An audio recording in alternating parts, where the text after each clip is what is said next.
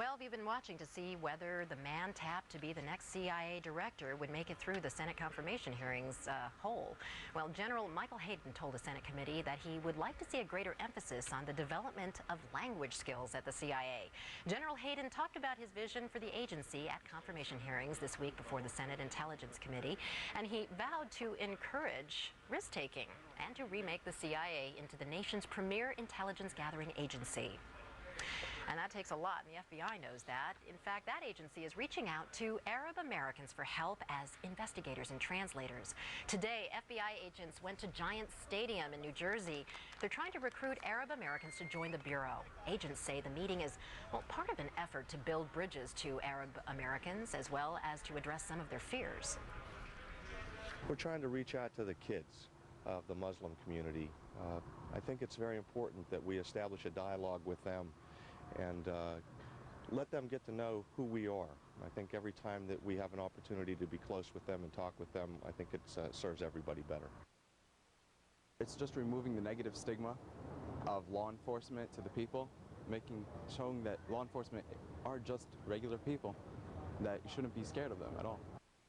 Well, joining me from New York is former FBI agent Foria Younis. Ms. Younis, one thing you did when you were with the FBI was recruit Arab speakers for the Bureau. Was it difficult? Yes, at most times it was an uphill battle. What you had is first-generation immigrant community people who just did not look at the law enforcement as a job that they would be going into. And especially after 9/11, so many stories of Arab American young people being rounded up, taken off of buses, taken into custody for questioning. Is there still that cloud over law enforcement here in the United States?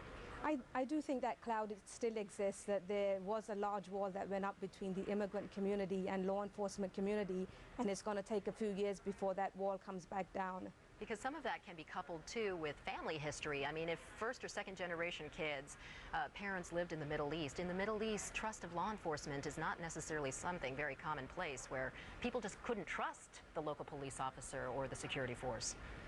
That's absolutely right, Carol. I do a lot of teaching overseas, all over the world, and I have noticed that in most countries that I teach at, the people generally do not trust the law enforcement of that country. So in terms of the FBI's motivation, I mean, how are these new recruits going to be used? Will they be used in undercover operations?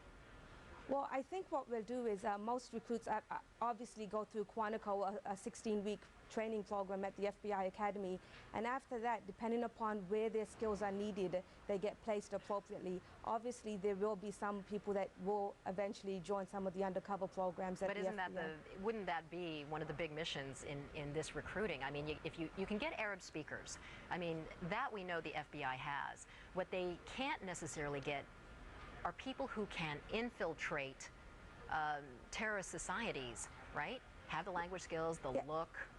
Absolutely, Carol. That is a very difficult task that the FBI, along with all the other federal agencies, have, and that is finding that right person that not only speaks the language, but has just recently arrived so that he has very good contacts and is able to do some of that work. The problem with some of that is that when you get new immigrants that have just arrived to the United States, even if they pass all their eligible requirements, they still have to pass a very difficult background check. So it's a very difficult job that the FBI has along with other federal agencies. And if there is family overseas, would the background check be any different for an Arab American who wants to join the FBI? The background check is very extensive, so somebody like myself, who I was born overseas, they actually do background checks in the country that you came from, so it's more difficult and more extensive if you're from an overseas country. Foria, thank you very much. Really interesting that they're reaching out in this way. Thank you, Carol. Pleasure. A CNN Security Watch.